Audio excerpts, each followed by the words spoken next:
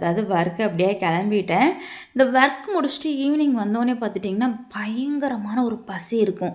பயங்கரமான ஒரு கிரேவிங்ஸ் இருக்குமா, ஸோ இந்த மாதிரியான டைமில் என்னடா நம்ம சாப்பிட்றதுன்ட்டு வீட்டுக்கு வந்தோடனே இஷ்டத்துக்கு தாறுமாறாக இதைத்தான் அதைத்தான் இல்லாமல் கட்டுக்கடங்காமல் ஏதாவது ஒன்று எடுத்து சாப்பிட்றது. சரி ஓகே, இனிமேல் நம்ம அப்படி இருக்கக்கூடாது, கொஞ்சம் ஹெல்த்தியாக வந்து போகலாம் அப்படின்னு சொல்லிட்டு நான் வந்து பார்த்துட்டிங்கன்னா, இந்த பச்சை பயிரா இது பாசிப்பயிரா எனக்கு சரியாக தெரியல.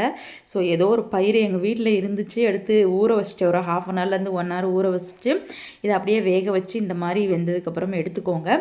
இதுக்கு ஒரு தாளிப்பு ரெடி பண்ணிடலாமா. அதுக்கு ஒரு 2 டீஸ்பூன் பார்த்துட்டிங்கன்னா கடாயில் எண்ணெய் விட்டுட்டு ஒரு 1/4 டீஸ்பூன் போல் உளுந்து போட்டு நல்லா பொன்னிறமானதுக்கப்புறம் ஒரு 1/4 டீஸ்பூன் கடுகு போட்டு நல்லா பொரிஞ்சதுக்கப்புறம் கொஞ்சோண்டு வரமிளகா, அதாவது ஒரு 1லேருந்து 2 வரமிளகா, கொஞ்சோண்டு கருவேப்பிலை, ஒரு சின்ன மீடியம் சைஸ் பல்லாரி வெங்காயத்தை பொடிசாக கட் பண்ணி போட்டு எல்லாம் வதக்கிக்கோங்க.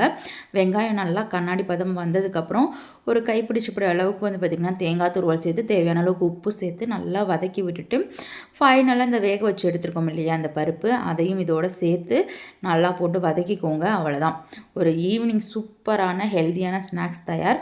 உங்களுக்கு செய்ய டைமோ பொறுமையோ இருந்தால் இதை செஞ்சு சாப்பிடுங்க ஹெல்த்தியாக. ஸோ நான் இன்றைக்கி இதை செஞ்சு சாப்பிட்டேன், அதோட ஒரு காஃபியும் போட்டு சூப்பராக ஈவினிங் போச்சு.